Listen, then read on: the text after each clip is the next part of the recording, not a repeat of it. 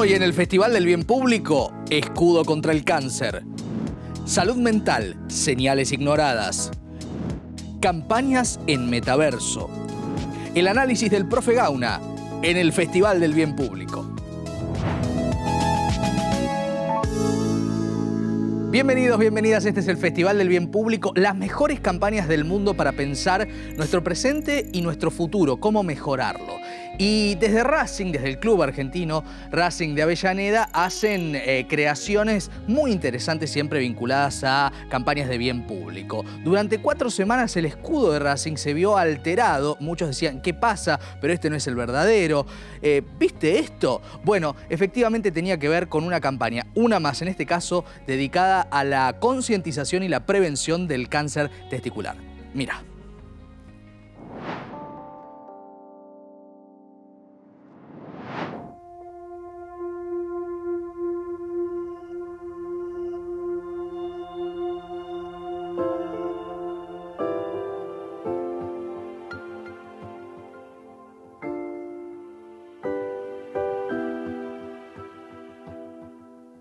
Lo que le pasó a nuestro escudo, le puede pasar a tu cuerpo. Por eso, junto a FOCA, fuimos alterando el escudo de Racing durante 4 semanas para generar conciencia de lo que sucede con muchos tumores. Aunque durante semanas nadie lo notó, en los últimos días algunos lo vieron, se preocuparon y nos dijeron que hagamos algo. Y está bien no dejarlo pasar. La detección temprana del cáncer testicular salva vidas.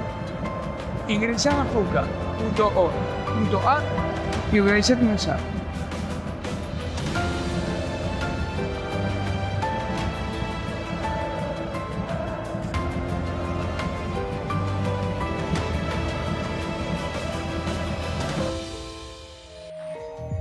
El fútbol, ¿no? El fútbol siempre, aliado a las buenas causas y a las buenas causas de difusión con una potencia comunicacional verdaderamente extraordinaria. Bravo una vez más por Racing, que ha hecho varias campañas muy interesantes y de rápida viralización. Genera conversación y genera entonces el mensaje, el efecto deseado.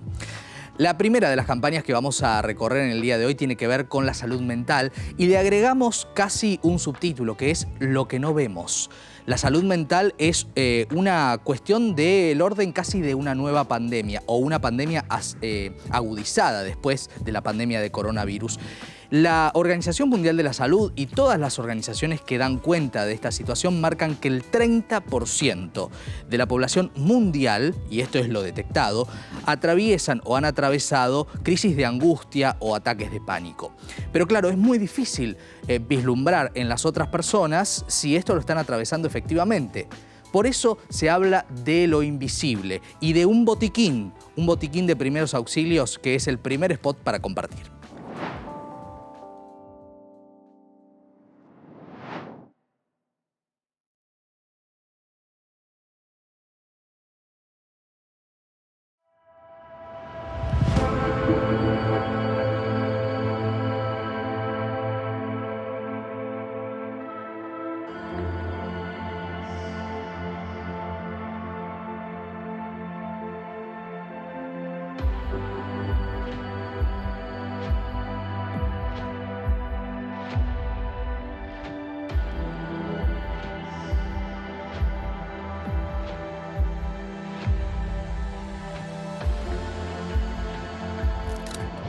Mutuamente, el primer botiquín de salud mental fue realizado por Mindy en Chile. Este año, 2023, la agencia es Loca Santiago. El objetivo de esta campaña, orientar sobre cómo identificar y reaccionar ante una persona que sufre una crisis de pánico o de ansiedad. Y tenemos invitados excelentes para poder profundizar y debatir sobre esto que decimos, ¿no? Es tantas veces invisibles. Le damos la bienvenida en esta noche al doctor Marcelo Cvetković, psiquiatra y doctor médico de INECO. Bienvenido, doctor, ¿cómo le va? Muy bien, muchas gracias. Gracias por visitarnos. Nuevamente en el programa también Diego Sarasola, que es psiquiatra y director del Instituto de Neurociencias Alexander Luria. Bienvenido, Diego, bien, también. Muchas gracias, Maxi. Y como siempre con nosotros el profe Gauna. También bienvenido, profe. Buenas noches. Bueno, arranco, Marcelo, me permito decirte Marcelo para salir de la lógica de doctor. Digo, este botiquín, ¿no?, de primeros auxilios, que es casi, diría yo, una invención que habla de lo invisible, ¿no es cierto?, que tiene que ver con a veces los problemas de salud mental, sobre todo para los que somos parteners, no especializados, ¿no es cierto? ¿Qué te interesó o no de lo que acabamos de ver? Me interesó mucho la idea de que las personas puedan tener algunos recursos que les permitan asistir. En primer lugar, darse cuenta que alguien que tiene cerca la está pasando mal o está teniendo una crisis de ansiedad. Una crisis de pánico, por ejemplo, es un fenómeno absolutamente turbulento y traumático para quien la está padeciendo, pero que puede pasar totalmente inadvertida para el que está al lado. Claro. Sí, por eso las personas con trastorno de pánico van a las guardias y los médicos les dicen, mira, no tenés nada. Entonces es muy interesante la idea de que el acompañante pueda tener una serie de recursos que le permitan identificar la crisis y ayudar a la persona, que ayudar es no mucho más que tender una mano y decirle acá estoy con vos y ayudarla a pasar, porque una crisis de pánico es un fenómeno agudo que se resuelve en 10 minutos. Pero es intransferible al mismo tiempo, ¿no? Es absolutamente intransferible porque vos tenés una persona que si yo te aseguro que le tomás la tensión arterial, tiene la misma que tenemos vos o yo ahora y te dice, me estoy muriendo. Me va a dar un ataque, en cualquier momento me caigo redondo acá. Qué bárbaro. Ahora, pensaba, Diego, también te quiero preguntar a vos en torno a lo que veníamos charlando, ¿no?, con Marcelo. Estamos hablando de algo invisible y de algo que también no es tomado por muchos sectores de la sociedad, a ver si coincidimos, como un padecimiento o como una enfermedad. Y sin embargo lo es, ¿no es cierto? Sí, coincido con lo que decía Marcelo. Primero, absolutamente, hay que entender que por una cuestión de prevalencia, estas cosas son muy frecuentes. Cuando a una persona le pasa esto, no tiene un psiquiatra al lado. Claro. Tiene un amigo, un familiar. Entonces, estas herramientas son básicas. Y también, como decía él, lo primero que hay que entender es que ayudar a veces es simplemente que entienda lo que le está pasando y llevarlo a consultar. Sí. Como bien decís, esto como no se ve, no se asocia a enfermedades. Nosotros estamos siempre un poco formateados para asociar a enfermedades lo visible. Lo sintomático. Lo sintomático. Pero sintomático físico, diría exactamente. Yo, ¿no? De hecho, ese botiquín, y le pregunto brevemente a los dos, Marcelo, ese botiquín de primeros auxilios, ¿se puede acercar desde quien no es médico y está al lado a la palabra empatía? Sí, claro, porque vos estás... En primer lugar, le estás dando claves a la persona que acompaña para que entienda y que pueda realmente ponerse en el lugar del que está padeciendo. Sí. Y hay una cosa interesante, que hay una relaxing egg, hay una bola, sí, una pelota. De esas de apretar, bueno, ¿cierto? Esa parece una tontería, pero son de los recursos que sabemos que cumplen el rol cognitivo de ser un distractor, sí, que le permite a la persona descargar tensiones, sí, y focalizar en cosas diferentes y la ayuda a que esa crisis de ansiedad pase más rápidamente. Son recursos sencillos, pero efectivos. Pero claves. A ver, Gauna también, ¿qué piensa al respecto? Pensaba en qué difícil comunicar algo que desconocemos tanto y que por otra parte necesita de una atención en tan poco tiempo y un acompañamiento, porque uno no va a atender médicamente, pero sí necesita acompañar. Tener recurso también significa de alguna manera hacerse cargo de que es posible que uno lo tenga cerca. Claro. No, a mí me pasó algo, que cuando lo vi por primera vez, el spot, me dije, qué poco sé del tema, qué poco se sabe y qué poco se conoce. Entonces, y esta situación donde cuando uno confía en los médicos y los médicos no son especialistas psiquiatras, que le dicen no tienen nada, claro, qué difícil es para uno darse cuenta, ¿no? Entonces, y ese es el punto, ¿no? Justamente esto preocupa, y estas estadísticas que marcábamos al principio, que yo siempre digo, las estadísticas son las detectadas. A veces las reales son mucho mayores. La Organización Mundial de la Salud habla del 30% de la población mundial con padecimientos de angustia o depresión o ataques de pánico. Digo, engloba ahí diferentes padecimientos de salud mental. Pero ¿cuántos, y sobre todo con el impacto, ahora lo vamos a preguntar a los especialistas, de la pandemia, hemos naturalizado en nosotros o en personas alrededor que esto sucede? En Bélgica plantearon desde el título del spot que viene que lo importante es ver mi dolor. Mira.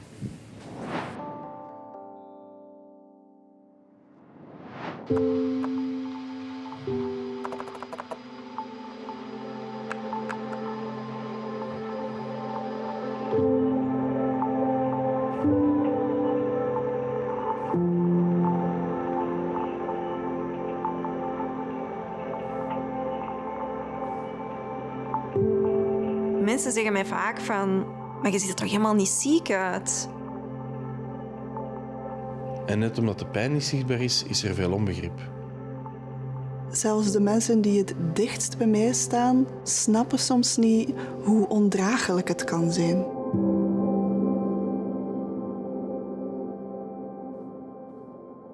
Mijn autisme voelt eigenlijk voor mij alsof dat er zo een raam tussen mij en de wereld staat.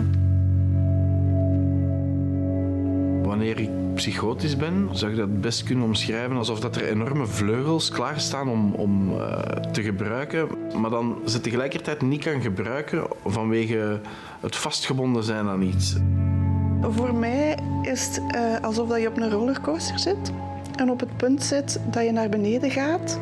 En je hebt dan zo'n gevoel in je maag, omdat je wilt daar weg en dat is eng. Dus ik rol me dan in een bolletje, een beetje lijkt zo'n insect. Omdat dat het enige is waar dat ik nog een veilig gevoel van krijg. Ja.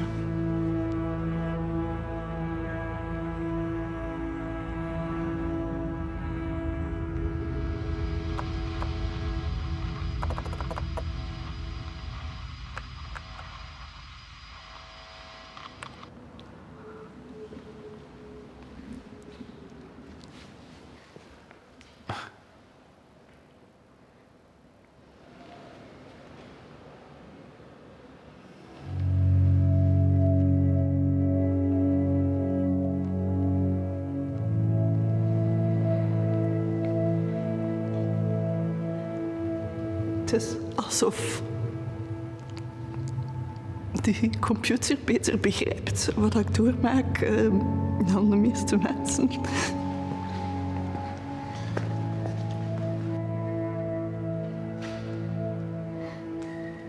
Ja, heftig. Ja. Ja. Ik voel echt wel meer de angst, denk ik, van zijn ervaring door dit beeld te zien. Ja. Is dat hoe jij je voelt elke dag? Alleen. Het is prachtig. Het is prachtig. Het is echt zeer Maar schoon. het is zo rauw.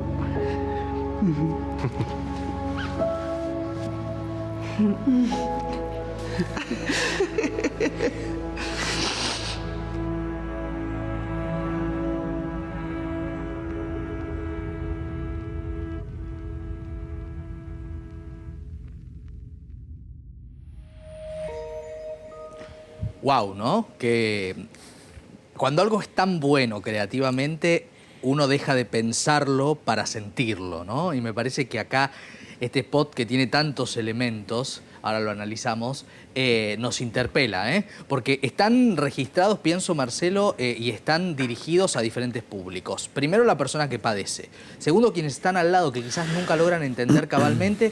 Y tercero, los eventuales que pasamos o por esa muestra o vemos el spot y podemos reconocer cuestiones que quizás vemos retrospectivamente, ¿no? Sí, la imagen es muy poderosa y tiene una gran virtud que para aquellos que estudiamos el estigma de los trastornos mentales es fundamental, que son personas con trastornos mentales hablando en primera persona. Claro. Y esto es una de las herramientas más poderosas para combatir el estigma. Y las imágenes que genera el modelo generativo son extraordinarias, Sí. están muy bien articuladas. Y son representativas. Y son además. representativas porque es la expresión de las propias palabras de la persona en una imagen. Todos sabemos que una imagen puede más que 1.000.000 de palabras, Sí. Y es muy potente. Entonces, esto, el efecto de la persona en primera persona hablando de su sufrimiento, de cómo se siente con su padecimiento mental y de lo solo que se siente por no poder explicarlo. Claro. Y cómo Qué tema este que marcás, claro. Porque, digo, la imposibilidad de poner en palabras y de que el otro llegue a través de esas palabras a acercarse y poder acompañar desde un lugar mucho más certero, es uno de los grandes desafíos, porque en muchos casos también se afecta el habla, ¿no?, ante el ataque de pánico. Poner en palabras el sufrimiento psíquico es una de las cosas más difíciles que hay. Uno tiene la idea de que es muy sencillo, pero es lo que los psiquiatras tratamos de entender hace 150 años. Claro. Lo que hacemos los psiquiatras es tratar de entender el sufrimiento clínico subjetivo de las personas afectadas por diversos tipos de trastornos mentales y ponerlo en una forma que podamos comprendernos, entendernos con ellos. Pero lo que estamos tratando de lograr con este tipo de campañas es que todo el mundo comprenda el sufrimiento, y vemos acá que las familias aparecen en primer lugar y el impacto que producen las familias es muy fuerte, porque los familiares que están acompañando a una persona con un trastorno mental hace años ven la imagen y se quedan duros mirando y dicen, ahora entiendo. Era esto, claro. A ver, Diego. Sí, el tema de la imagen es muy poderoso. Independientemente de la inteligencia artificial, yo veía y me acordaba del Guernica, ahora que está con este drama que estamos viviendo en Israel. Me acordaba del grito de Munch. Como siempre la imagen plasma algo. Y lo que decía Marcelo me hace acordar que uno le dice a los alumnos, o sea, los pacientes no leen los libros, no describen lo que le pasa como uno estudia. El arte nuestro después es desglosar, tratar de descifrar a partir de lo que relatan esto que pasa. Y no es casual en ese spot la intensa emoción que vive el mismo paciente cuando ve reflejada una imagen lo que está tratando de decir. Claro. Es muy conmovedor porque es evidente que ante la imagen dice, esto es lo que me pasa. No estoy solo, pareciera que sienten, ¿no? Es que imagínate algo, una persona con un enorme sufrimiento que no se ve. Nosotros siempre decimos que psiquiatría básicamente es saber preguntar y saber escuchar. Después uno puede un montón de cosas más, pero es básicamente eso. Entonces cuando una persona empieza a decir, bueno, no me entienden, no sé explicar, yo mismo no sé lo que me pasa, pero no lo estoy pasando bien, y de pronto ver plasmado eso es algo fundamental y destinado a terceros, como vos decís, porque los demás también empiezan a entender en una imagen lo que no entendían en unas palabras. Total. Estaba recordando, y aprovecho para recomendarlo, incluso para ustedes, un ensayo de Graciela Esperanza que se llama Lo que no vemos, lo que el arte ve, que me parece que bien está representado, ¿no?, por lo que acabamos de compartir. Hay algo interesante en lo que conversamos y que me hace pensar en el desamparo de quien no tiene la asistencia cuando padece un tema de salud mental, y cómo a veces esta aparición, sobre todo con el arte, con lo colectivo que permite el arte, que abre, puede correr un poquito ese desamparo de no ser comprendido, ¿no es cierto? Gauna, querías agregar algo. Sí, hay algo que me parece interesante de eso, incluso que vos estás planteando, que es cuando yo siento que mi mundo no es compartido por el otro y no es comprendido, la soledad es muy grande, que está acompañado y rodeado de gente. Claro. ¿Sí? Claro. Así lo vivimos los normales, digamos, los comunes. No sé cómo lo dirán acá los especialistas. Pero hay algo muy potente, que es cuando yo entonces te puedo compartir mi mundo de algún modo empieza a ser parte también del tuyo, y entonces me podés hacer compañía. ¿Marcelo? Es que es muy importante lo que dice el profesor, porque los trastornos mentales se viven en soledad, se viven en la intimidad. Y uno está rodeado de gente, la persona está rodeada de gente. Y en términos generales, si no estamos preparados, como con este tipo de imágenes, la primera intención siempre va a ser una intervención que va a generar que la persona se sienta más sola. El ejemplo típico es decirle a una persona que tiene depresión, a una persona que tiene un ataque de pánico, tranquilízate. La persona dice, no solamente me estoy muriendo, sino que estoy acompañando a una persona que no entiende que me estoy muriendo. Claro. ¿Sí? ¿Qué tengo que hacer si estoy al lado? Acá estoy, esto va a pasar, acá estoy con vos, fíjate, no pasa nada, tu aspecto es normal, es una crisis de pánico, esto va a pasar. Bien. Y quedarte al lado. Bien. O lo mismo que a la persona que tiene depresión y no se puede levantar de la cama y decirle, ponete una pila. Claro, dale, vamos a salir. Se siente peor, se siente más sola, más desesperanzada, más incomprendida. Total. Y además todo esto también tiene la particularidad de lo que mencionábamos antes, que los temas de salud mental no son tratados con la importancia que tienen, sobre todo para algo que ya no es, me parece, tan tabú como era en algún momento, después de la pandemia, ahora lo charlamos. Y la campaña que viene a continuación, que viene concretamente del Reino Unido y fue realizada este año, marca esa dicotomía entre otras asistencias ante una eventualidad jugando al fútbol y lo que pasa con un tema de salud mental. La vemos.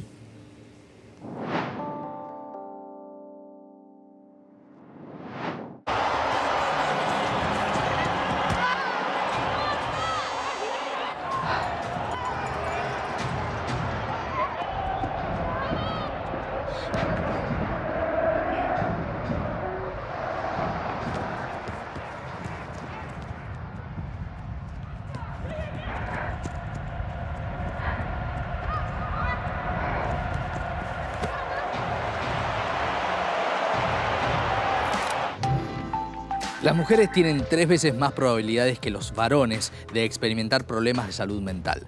La idea de esta campaña es demostrar la importancia de ver las señales en un paralelismo con el fútbol. Cuando una jugadora se lesiona en la cancha, la ayuda es inmediata. Pero cuando las mujeres jóvenes poseen pensamientos suicidas, sus señales de alarma pasan desapercibidas. La protagonista es Fran Kirby, jugadora de la selección femenina de fútbol de Inglaterra y embajadora de Calm, una asociación de caridad que lidera las campañas de bien público sobre la salud mental y el suicidio en el Reino Unido. Fue lanzada para el Mundial de Fútbol Femenino a raíz de datos de una investigación que encontró que las mujeres que están en crisis a menudo se abstienen de pedir ayuda por estereotipos y otras razones, entre ellas porque piensan que no serán tomadas en serio. Como parte de la campaña, el artista callejero francés Sabu pintó un mural cerca de la Plaza de Toros de Birmingham. También se desarrolló un sitio web donde se puede donar dinero, buscar ayuda y conocer recomendaciones sobre cómo ayudar a alguien que se encuentre atravesando una situación límite.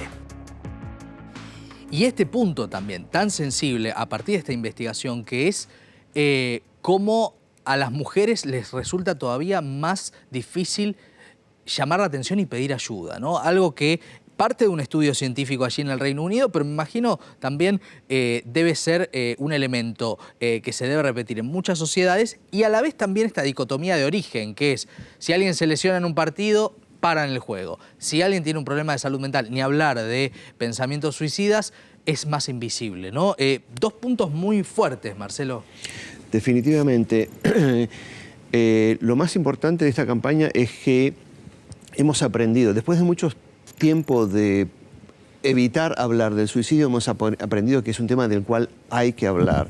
¿Por qué? Porque el suicidio es un problema, es una tragedia. Se suicidan 800.000 personas por año en el mundo, ocurre un suicidio cada minuto. Entonces, es muy importante que las personas piensen que aquellas que están afectadas, ¿sí?, la mayor parte de las causas que producen conductas suicidas son tratables. ¿Sí? Entonces, las personas que tienen fantasías de muerte, que están pensando, deben saber que pueden recibir ayuda. Por eso es importante que se animen a hablar. Y es muy importante el mensaje para el que está cerca, para el referee en este caso, para las compañeras. Si vos ves que alguien no la está pasando bien y sospechas y a vos se te ocurre, ¿este no estará pensando algo raro? En vez de callarte la boca, tenés que acercarte y decir, mira, estoy preocupado por tu salud, charlemos, decime en qué te puedo ayudar, cómo podemos hacer para que vos recibas ayuda. Es muy importante el mensaje cada vez que hablamos de suicidio, que es una tragedia, pero que la mayor parte de las condiciones que producen conductas suicidas son tratables. Bien, clarísimo. Diego, te quiero preguntar respecto de lo que significa esta metáfora y esta dualidad, este juego casi con el fútbol, si te parece que funciona creativamente, porque aquí, digo, estamos hablando de una campaña que tiene que ser efectiva para despertar conciencia, ¿no? Sí, yo creo que han mejorado tanto la comunicación en esto porque funciona claramente, va al núcleo, que es un poco lo que decía Marcelo. Esto no se ve, se asocia a debilidad. Hay que empezar a hablar, nosotros estamos haciendo siempre de enfermedad mental. Actualmente hay una tendencia extraña de negar la enfermedad mental, lo cual aumenta el estigma. De las cosas hay que hablar, la enfermedad mental existe, es tratable. Y con respecto al suicidio, si yo te dijera hay más suicidios que homicidios, uno se puede sorprender porque se habla mucho más de homicidios que de suicidios. Claro. Cuando la realidad es esa, epidemiológica. Es un verdadero problema epidemiológico. Como decía Marcelo, la mayoría de las veces es tratable y ha dado pie a muchos mitos falsos, como que perro que ladra no muerde, no, quiso llamar la atención, entonces no hizo nada. Primero, que si hubiera sido un llamado de atención, es un llamado de atención. Hay que atender a alguien que le pasa algo. Urgente, claro. Y segundo, que no es así. La gran mayoría, no siempre, pero la gran mayoría de las veces la gente busca ayuda de algún modo, como puede. Y lo podés enlazar con lo que hablamos antes de la soledad. La persona con ideas suicidas muchas veces está absolutamente sola, incapaz de verbalizar lo que le sucede. Por eso el acercamiento que decía Marcelo es clave. Lo que hablamos hoy de la empatía. La empatía es condición necesaria, pero muchas veces no suficiente. Claro. Hay que saber cómo acercarse, a dónde puede ir. Pero me parece que sí dan el clavo. Bien. Bueno, interesante.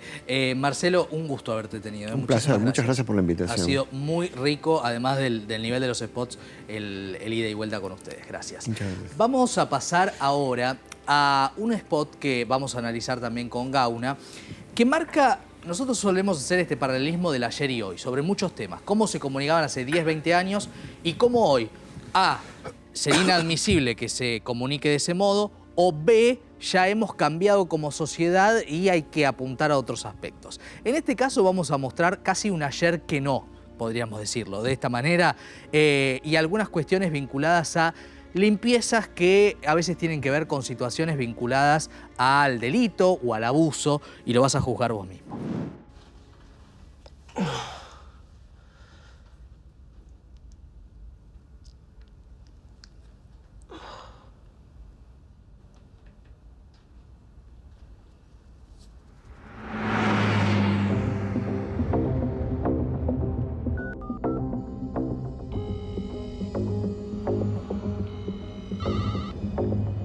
Hola. Estoy en camino.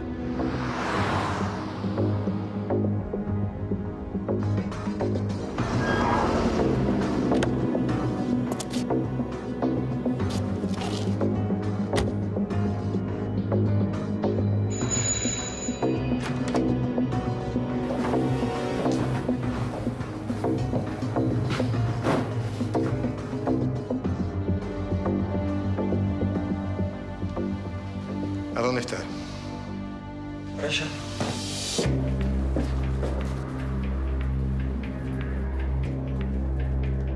Al baño. Sobre el lado suave se aplica un poco para generar espuma, pero un poco. Pecho y brazos con el lado duro que limpia más profundo. En el cuello como un hombre. El perfume de mujer es difícil de sacar.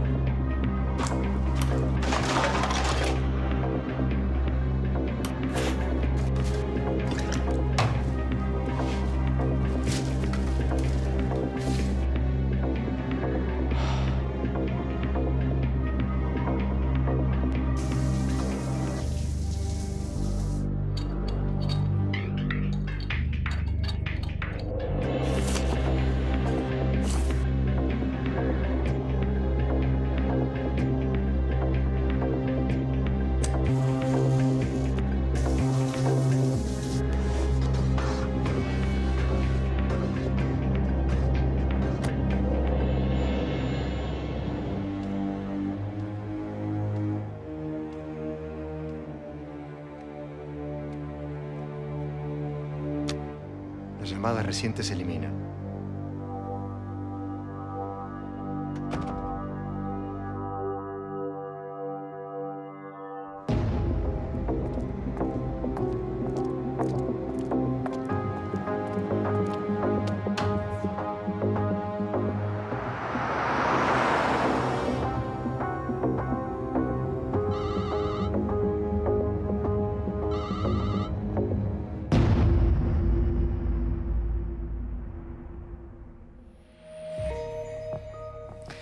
No. No es de los 70, es de 2012. Uno ve la cantidad de elementos que hoy resultan entre reprochables, abyectos, lindantes casi con la apología del delito, ¿no? Porque hay cuestiones muy serias. Apenas 11 años pasaron.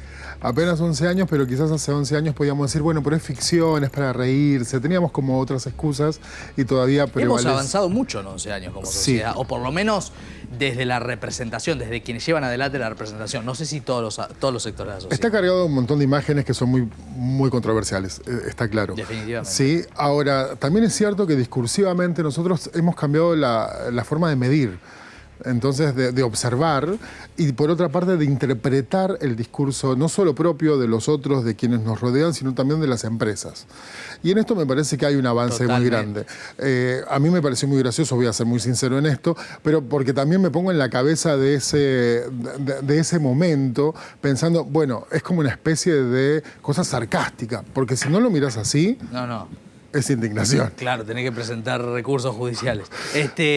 Pero sí. Ahora una cuestión que a mí me parece muy interesante es que narrativamente es muy bueno. Narrativamente está bien, sí, es un cortometraje, sí, que está bien hecho. Es un policial. Es un thriller, claro. Claro, que tiene como todos los condimentos simbólicos para que uno pueda entender, ¿sí? Que en definitiva lo que hay acá es un defender al que debe ocultar una imagen y que cuando se presenta frente al otro, después se presenta con esa chombita del niño bueno, ¿sí?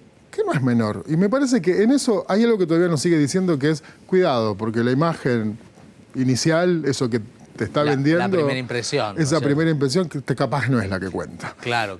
Y además pensar las viejas masculinidades, ¿no es cierto? Sí, claro. En estos términos. Es casi un mini capítulo de Los Simuladores, si uno ve, digamos, el género y cómo está contado, ¿no es cierto? Por eso, audiovisualmente uno se queda viéndolo. Después... Lo opina, lo juzga, etc. Y ese personaje, ¿no? Ese señor adulto que es el que tiene mucha experiencia. Y entonces es el a quien incluso en un momento le da un golpe como diciendo, sé vivo, no, ni siquiera tenés que hacer un gesto en voz alta. No, hay como un montón de cosas.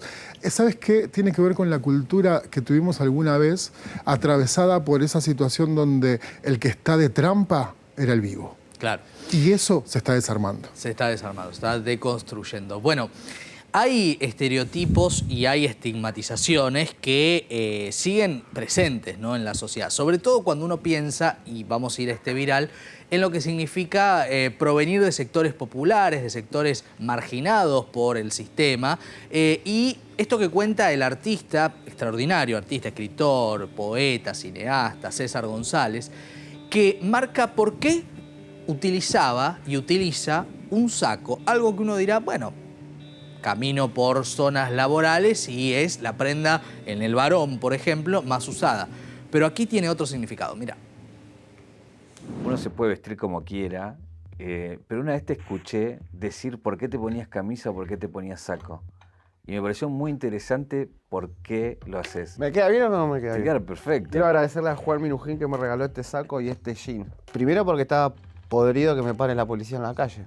Simple, cuando me vestía deportivo, de gorrita, estaba podrido, que aunque le diga, que encima peor, me vestía así y le decía, no, soy escritor, porque quizás ahí todavía no había hecho tanto cine. Me he comido un par de bifes por eso, porque creían que les estaba haciendo burla, escritor, de que los palitos en una celda. Como es una sociedad que se deja, o sea, somos primero imagen, luego existimos, ¿no? No es primero pienso, luego existo. Primero imagen, luego existo.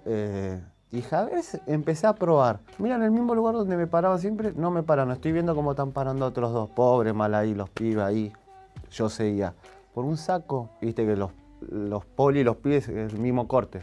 Ahora viste cómo florecieron las barberías, hay un poquito más de modulaciones. Pero la verdad que es eso. Y pareciera que...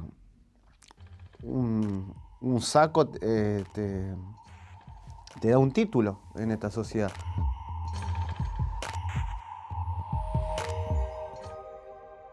Claro, los especialistas en el mundo de la moda dicen la moda es un lenguaje atravesado por estereotipos y sobre los cuales muchas veces se montan estigmatizaciones y posibles violencias. De esto habla César González y esto también es una manera de hacer bien público, alertar sobre algo que sucede. Siempre recomendamos, por supuesto, sus películas y su último libro, excelente, El niño resentido, cuenta gran parte de su historia. Hacemos un punto aquí para ya meternos en la segunda de las temáticas a abordar en profundidad en el programa de hoy, que tiene que ver con lo nuevo, con la vanguardia, lo que quizás a algunos de ustedes les quede bastante lejos, pero es bueno conocer y ver cómo también se dan debates allí y desarrollos varios. Por ejemplo, hablando del metaverso, que es la segunda temática del programa de hoy, hablar de cómo se busca barrer contra algunos prejuicios o contra algunos desconocimientos. En este caso hablamos de la menstruación y el tabú. En el primero de los spots, en este caso, viene desde México.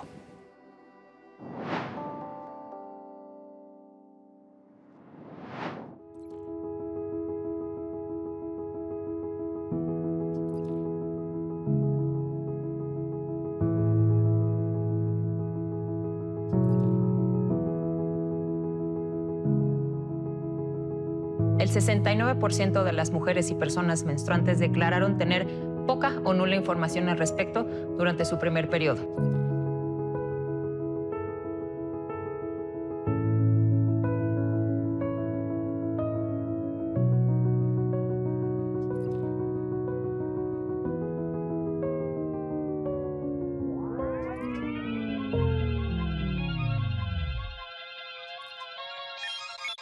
Everywhere I go, the people really wanna know who I is and who I be. They stop and stare when they see me.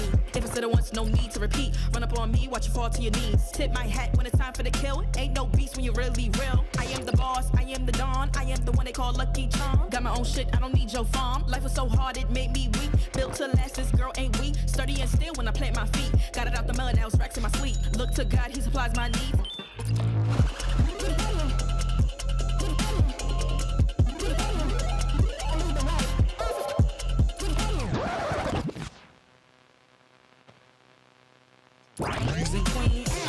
Hurry up quick, El Jefe's coming soon. Sit up straight when she enters the room. Be enthused, but don't look too amused. This is her queendom, please respect her rule.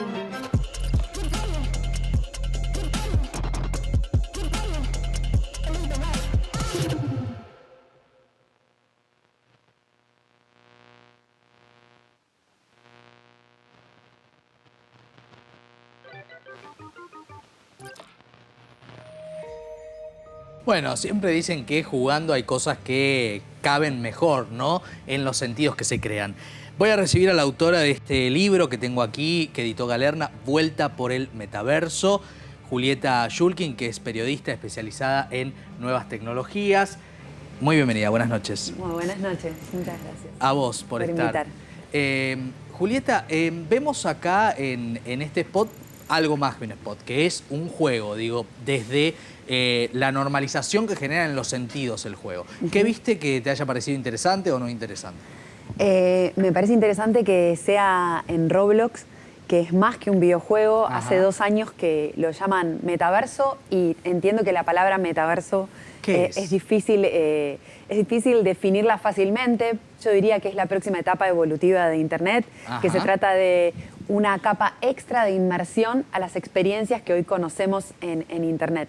Y entendiendo que en Roblox hay 200 millones de personas que juegan, que están presentes en la plataforma. 200 millones de personas en el mundo. Nos estamos perdiendo de algo, ¿no, muchachos? Pero es que sobre todo, chicos, chicas, a partir de 8 años, de 8 a 13 años, es muy fuerte la población de esta plataforma que te invita a jugar juegos que hacen otras personas, ¿sí? Puede ser una empresa, una agencia de publicidad o puede ser una persona en cualquier parte del mundo que crea una experiencia que vos podés navegar y que vos podés vivir. Entonces, teniendo en cuenta todos estos factores, me parece muy interesante la propuesta de un tema que parece tabú, que uno pensaría que ya está súper naturalizado, el tema de la menstruación, y encararlo desde un lugar que es totalmente nativo y es un lugar de confianza en la virtualidad para la preadolescencia y adolescencia. Desde ese lado me parece una genialidad. Claro, claro. Vamos a tomarnos también de lo que juega en la mente. Diego, también para ver qué nos decís de lo que acabamos de compartir, porque digo, hay elementos que se ponen de manifiesto en la cabeza cuando uno juega. Sí, totalmente. Nos exige, como decía recién Julieta, una adaptación. Yo voy... Una experiencia mínima personal. Yo soy docente en la universidad y siempre digo lo mismo. Doy clase a chicos de 20 años. Sí. Voy envejeciendo, pero mis alumnos siempre tienen 20 porque es el mismo año. Y ese son otros 20, además. Son otros 20. Y entonces ese gap exige mucho. Yo miraba eso y decía varias cosas. Primero, qué loco que algo fisiológico haya estado tanto tiempo. Si alguno de ustedes recuerda la película Carrie, cuando la chica se indispone, se asocia al pecado automáticamente por su madre. Y cuánto tenemos que hacer, incluso los que atendemos pacientes, para aprender de este mundo que marca Julieta. Creo que el juego siempre fue un fenómeno para adaptar la realidad. Desde que se jugaba a la guerra, a la familia, a tener un negocio, a que uno ponía 2 cajones y vendía. Así que es una herramienta fabulosa. Y con ese número que nos acaba de decir, de esa capacidad de llegada, creo que es muy importante. También se van creando en este universo del metaverso personajes que permiten acercar también la mirada para corrernos de la discriminación, corrernos del prejuicio, del estigma. Y en este caso, el spot que viene ahora, desde Singapur, nos fuimos bien lejos a buscar el material, marca la creación de una influencer dentro del metaverso, que se llama Cami, y es una influencer con síndrome de Down. Hablamos de esto después de verlo.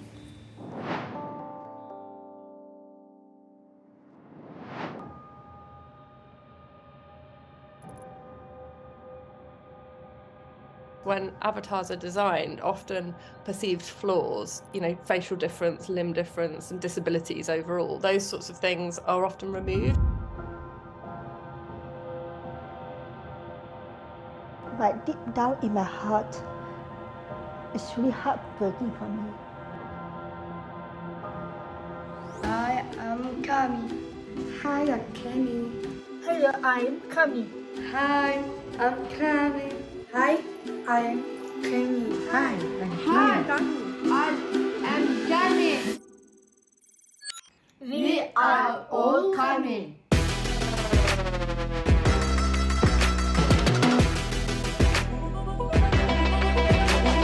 When it comes to creating Cami, we wanted her to represent all women with Down syndrome around the world.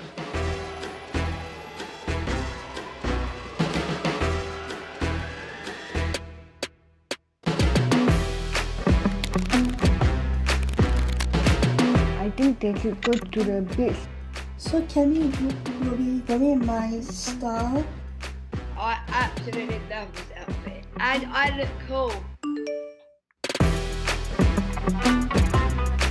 Our mission is to make the world more positive and inclusive. It's not about replacing real people with Down syndrome online. It's about empowering the Down syndrome community to show up as themselves in places where they're not previously represented.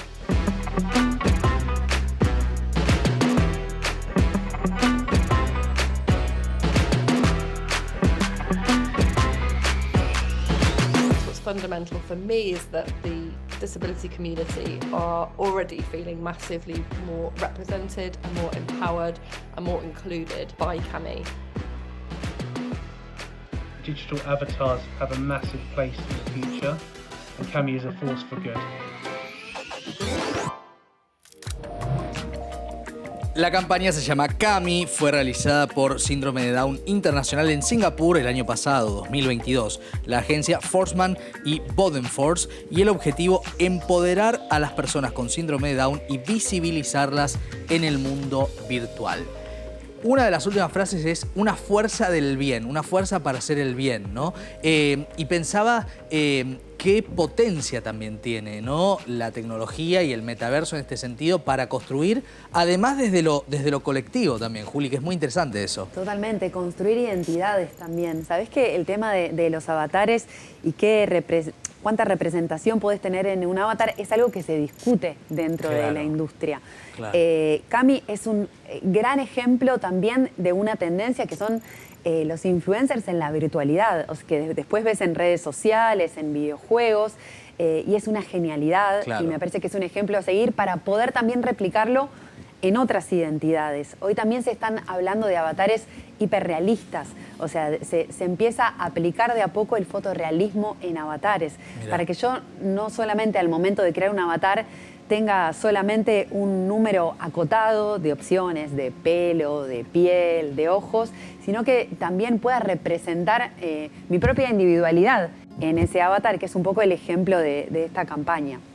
seguimos debatiendo y seguimos interactuando. Es muy interesante las perspectivas de nuestros invitados e invitada. Y vamos a meternos en algo que fue una herramienta que se descubrió como una posibilidad excelente en términos de lo que en la pandemia de COVID, durante el aislamiento, permitía, y hablo del juego Fortnite, uno de los más populares en el mundo entero, alertar a través de la del propio metaverso del Fortnite sobre posibles y potenciales situaciones de violencia intrafamiliar. Algo que quizás, al no haber un otro físico, no se podía alertar. Solo a través del juego se buscó que esto fuera un llamado de atención posible. Lo vemos.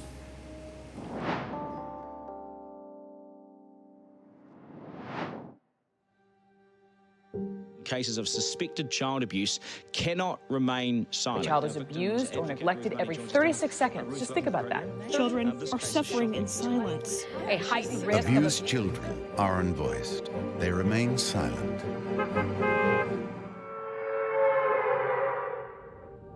Enfant Bleu, a youth protection association, created an avatar in Fortnite.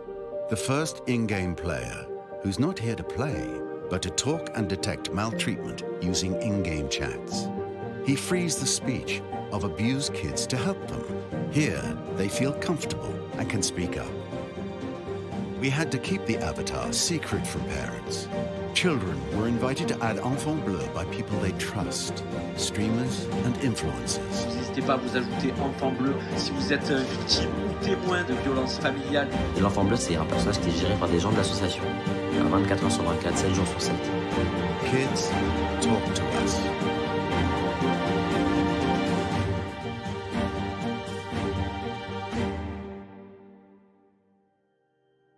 Kids picked up the subject. They began to tell each other about the avatar to stay safe. Entrez le pseudonyme dans les amis, vous allez taper Enfant Bleu, donc en fait c'est une association pour protéger les enfants maltraités. We revealed our strategy to challenge the authorities.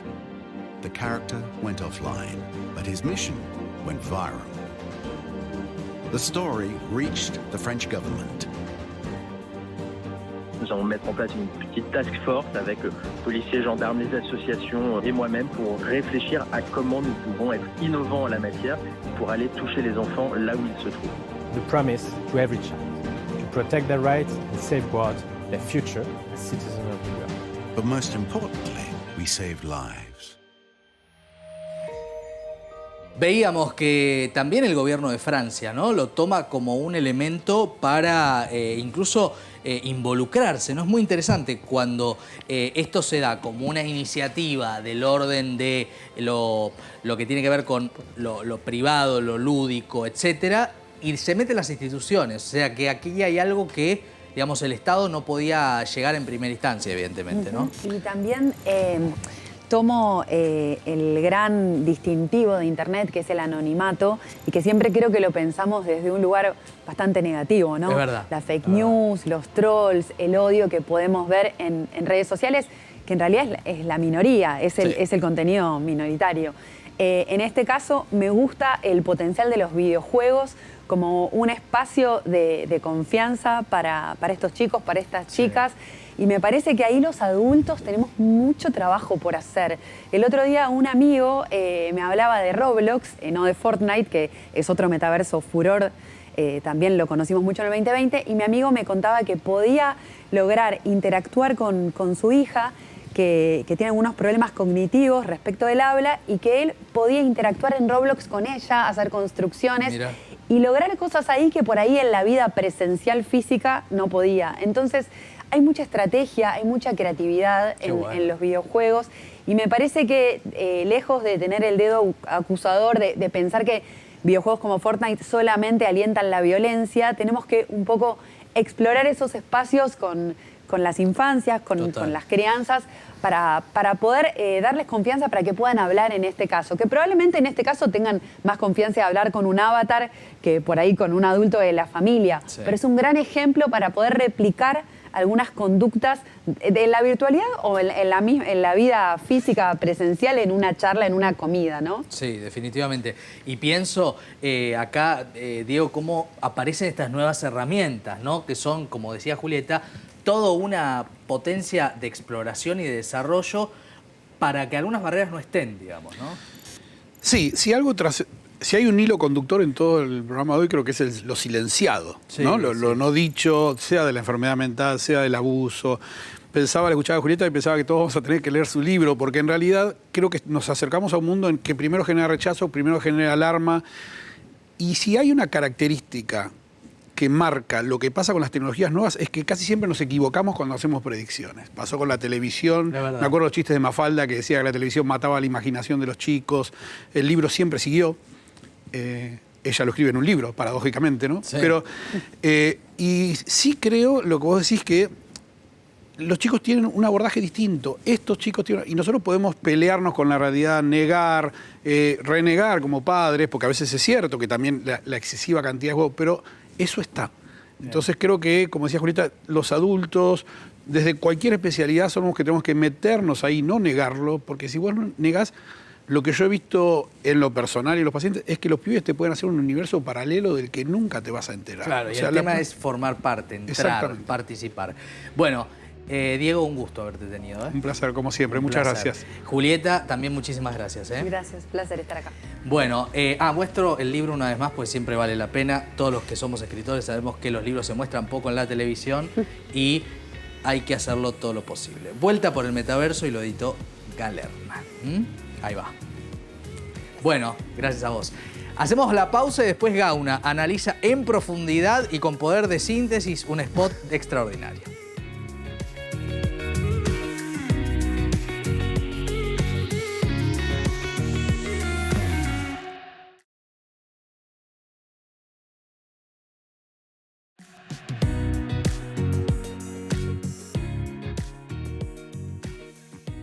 Seguimos en el Festival del Bien Público y la campaña que va a analizar el profe Gauna hoy en profundidad es una campaña que se hizo en nuestro país y tiene que ver con un tema que tiene muy pocas campañas y grandes protagonistas, actores y actrices que amamos, vamos a decirlo así. El tema es la muerte súbita.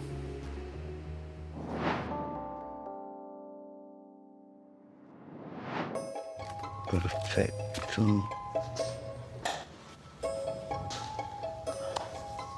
Guionistas, productores, directores. Entendemos que a veces tengan que matar a nuestros personajes. Algunos de nosotros a veces nos pasamos y pedimos algún cero de más en los contratos. O a veces no tenemos que ir de gira, o a veces ya nos hartamos, no queremos hacer más el personaje. Hay series que las estiran demasiado, las estiran. Son muchas temporadas, digamos todo. Pero no hace falta que manden a nuestros personajes a un asilo o a un retiro espiritual. Antes de hacernos caer por el hueco de un ascensor o matarnos de alguna otra manera insólita, hagan que sea por muerte súbita. Sería mucho más creíble, porque en Argentina ocurre una cada 15 minutos y nadie lo sabe. Así como en la ficción las personas mueren de un momento a otro, en la realidad también. Y vos podés hacer algo para prevenirlo, yo también. Aprende RCP y hace una consulta médica especializada. Ingresá a fupremus.org.ar.